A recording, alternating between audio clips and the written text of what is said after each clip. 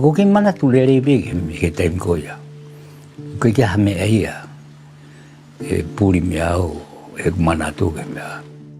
Devita was 15 years old when he joined his mates Sione, Mano, Luke, Kolo and Steveni on the trip of a lifetime. Mapalani leo mo waka ke fa no ka si. Palani mea ko tope. O mau tuk fola lewa. He waka ko ni. Po uri, mea po uri ni. Ma ko e ua mahalo leini pe ko tolu. In June 1965, the 6 teenagers set sail from Tonga's main island, Tongatapu, on a little adventure to New Zealand. Mau tau tau whetong pe whakauri, mau alu. Ka nai au pe ke taimi nei kai ke mau e la ia mo hai he matangi ni fumalo. Pena tuku i lalo ka mau ngau e pe ki sipi ko waka. Ket holo aki. Na ke ongo I rifia? I kai. Ke ongo I rifia. He ko hi ko taimi ko ia ko ki malo he loto ke si. Ka pau na ko taimi ni ko ha mo tua mahal be de ha mana wa he ko ki tai. They drifted for 8 days, not knowing where they were and without food or water. Nā ha taimi na mo whie ta whoki mā whoki ki Tonga? I kai. Nai keke ia te whi ta whoki ki Tonga, mau ilo I ko mau oskai haa. Alua I pe, whi pe no ngata ngako ia. Weak and dehydrated, they found the uninhabited island of Ata, located more than 100 kilometers southwest of Tongatapu. They abandoned their boat and swam ashore. In a ledge at this halfway point up the mountain, we found old-fashioned knives. We cut the tops off young coconuts and drank the juice. For the first time since we landed here 3 months before, we were happy. We had the will and the strength to go on. After days of exploring, they discovered breadfruit, bananas, chickens, and the ruins of an old village, Kolomaile, in the island's volcanic crater. That first meal on the crest of the mountain was a banquet. They prepared green bananas, wild beans, fish. They had a tortoise from below and wild birds from the cliffs. Never was there such a meal. But they didn't realize this mysterious island had a dark past. Around 300 people lived on the island in 1863.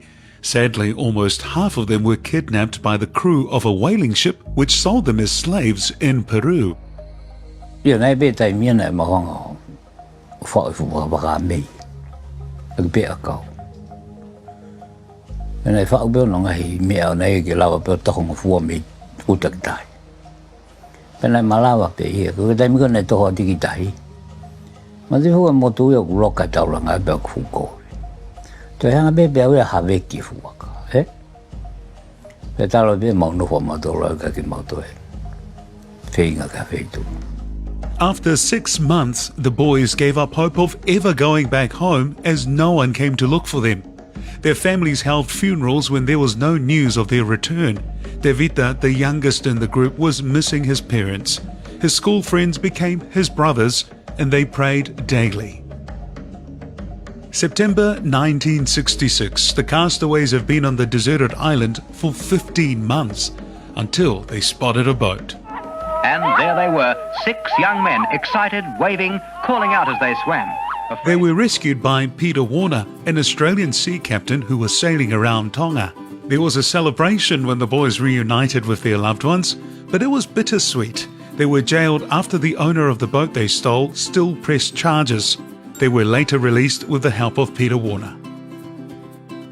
55 years on, and only 4 of the 6 castaways are still alive.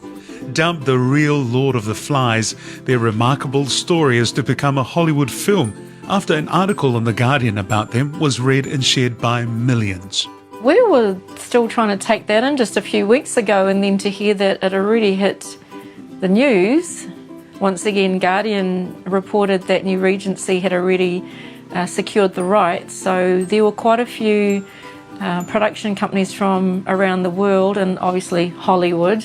The survivors, Devita, Sione, Mano and Luke, will be involved in the project as consultants as they want to keep it authentic and true to Tongan culture.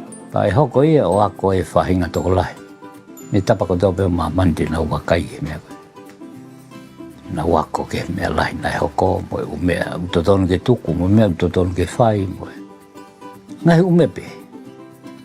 Ka koku wongo ia koko whiwhia lai. Ka ke taimi ta tau pe, koe ke hiki toa e whiwhia aku ia. O ki whenga pe ke no molo pe. Tau hi pe mea kotoa mai o tua. Pe tau hi pe mea kotoa mo whakawhita i mana.